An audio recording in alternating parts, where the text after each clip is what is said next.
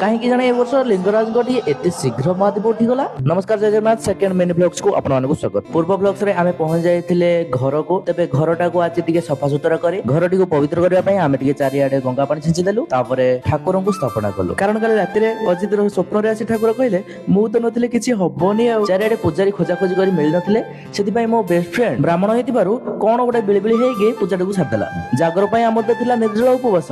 ସେ କଦଳୀଟାକୁ ପାଟିରେ ପକେଇ ଦେଇକି କହିଲା ଚାଲ ବାହାରୁ ବୁଲିକି ଆସିବା। ମୁଁ କହିଲି ହଉ, ତାହେଲେ ବାହାରକୁ ଯଦି ବୁଲିଯିବା ତାହେଲେ ପ୍ରିଣ୍ଟରଟାକୁ ନେଇଯିବା ସଜାଡି ଦବା। ପ୍ରିଣ୍ଟରଟା ତ ସଜାଡି ହେଇପାରିଲାନି, ଆମେ ତାକୁ ରଖିଦେଇ ଚାଲି ଆସିଲୁ ଘରକୁ। ଘରେ ଆସି ଦେଖେ ତ ପେଟରେ ମୂଷା ଦୌଡୁଛନ୍ତି।